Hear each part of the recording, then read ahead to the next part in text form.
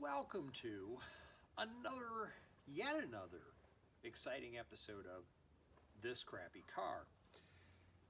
What I have here, right next to me, is something Alex Grabowski calls the Chuck Wagon.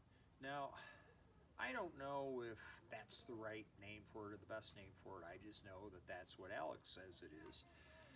And let me know in the comments whether or not you think that's a good idea to call it the Chuck Wagon. I'm open to suggestions. The best nicknames are ones that people don't pick themselves. So along those lines, let me know what you think. So what this is a 1998 Chevrolet Tahoe. It's got a 5.7 liter Gen 3 LS, which is actually the last of the small block Chevrolets starting in 1955 with Ed Cole. Now, I saw this on Saturday.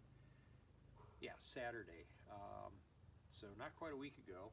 It was on Facebook Marketplace, and they were selling it as a parts car because the starter fell off. Yes, that's exactly what happened. The starter fell off.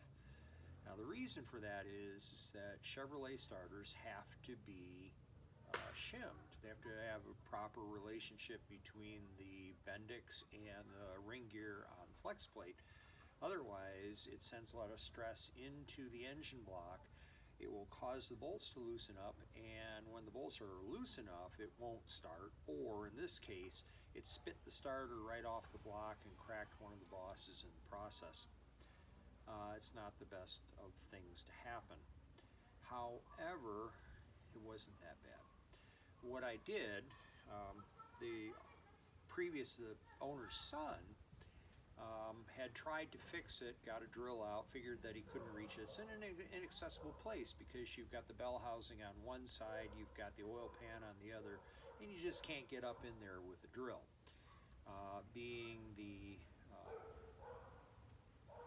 I'm just weird. Being the unusual guy I am, what I did is I took my lathe and I took a dead push rod,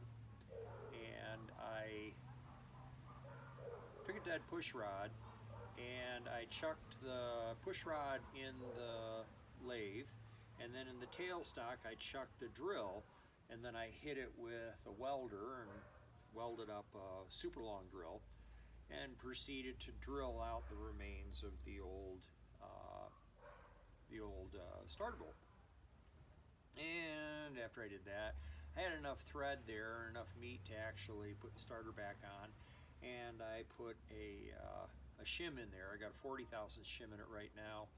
I'm going to go up to a 60 thou because it's a little tight still. It's noisier than it should be, but we can fix that.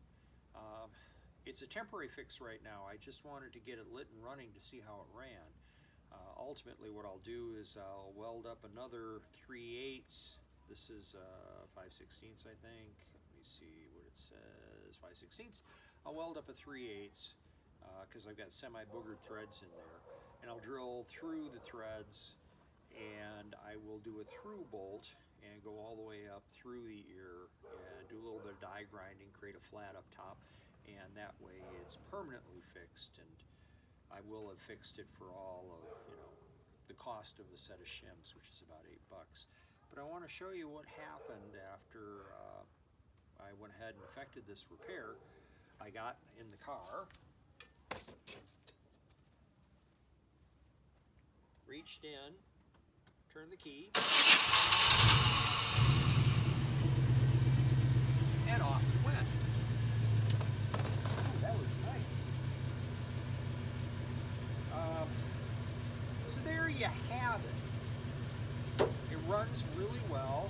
I'm showing 25 pounds of oil pressure at idle. I'm not super happy with that, but I have no idea when the last time this thing was maintained. So I'm going to go ahead and put together a cocktail and throw it in here. A little bit of Lucas oil and some high mileage oil, because this engine has 150,000 miles on it. I expect that I'll be able to drive it for quite some time. I'm leaving later on this afternoon to go down to Modesto and pick up some used tires for it. out because I've got to do work on other things. But it's a pretty nice car. The interior is boogered up. I'm going to get new seats for it tomorrow. Cross my fingers. When I go down to Modesto, there's a pick and pull there, and they've got a new one of these in stock, and hopefully it's got decent seats. So for $1,000, I have a running, driving tow vehicle that's only going to get better with time, because that's what we do with crappy cars here on This Crappy Car. We make them less crappy. It's Chuck Sherman for This Crappy Car, and as always,